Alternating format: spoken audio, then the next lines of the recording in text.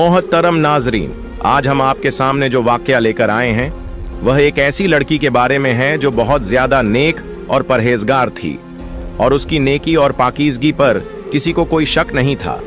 लेकिन उस लड़की के अंदर एक ऐसी गलत बात थी जिसकी वजह से उसके ऊपर सख्त अजाब आया। आखिर वो लड़की रमजान में ऐसा कौन सा गुनाह करती थी जो अल्लाह के अजाब की हकदार ठहरी? तो चलिए आज आपको ये वाकया सुनाते हैं, लेकिन आपसे गुजारिश है कि इस कहानी को आखिर तक जरूर सुनिएगा और इससे इबरत हासिल करें। दोस्तों, एक गांव में एक गरीब मियां बीवी रहते थे जिनका नाम सिमरन और शफीक था। सिमरन और शफीक की शादी को अभी कुछ ही वक्त हुआ था। वे दोनों बेहद खुश थे और एक दूसरे के साथ हंसी खुशी अपना वक्त गुजार रहे थे। सिमरन और शफीक के घर में उनकी एक बूढ़ी माँ भी रहती थी जिनकी खिदमत करके शफीक अपने लिए जन्नत के दरवाजे खोल रहा था।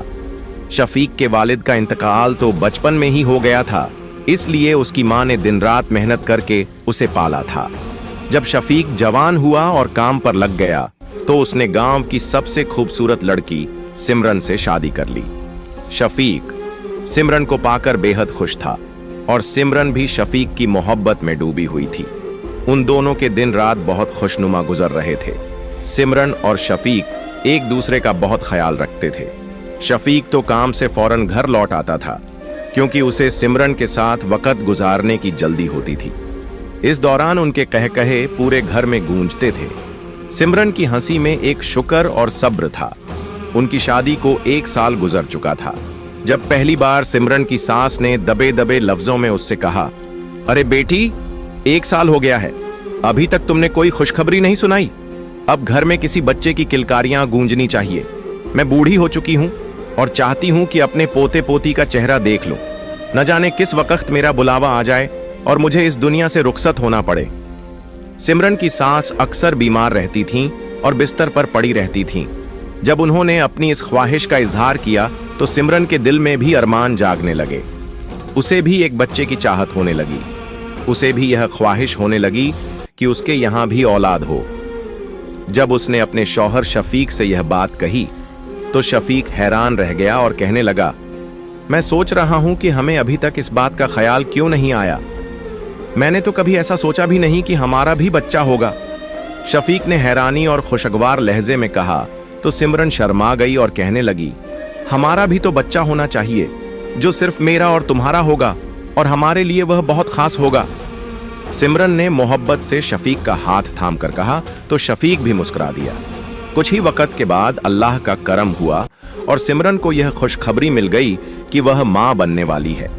इस खबर ने जैसे उनके घर को खुशियों से भर दिया था। सिमरन, शफीक और उनकी मां तीनों बेहद खुश थे।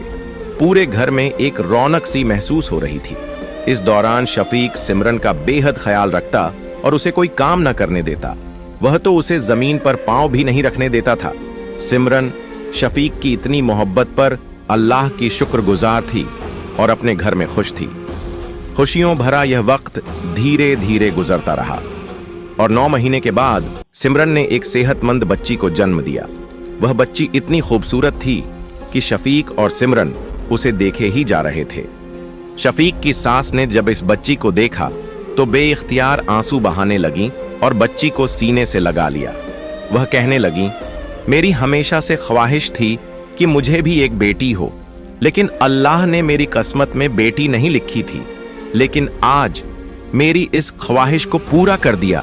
मरने से पहले अपनी बेटी का चेहरा देख लिया। अब मैं सुकून से मरूंगी।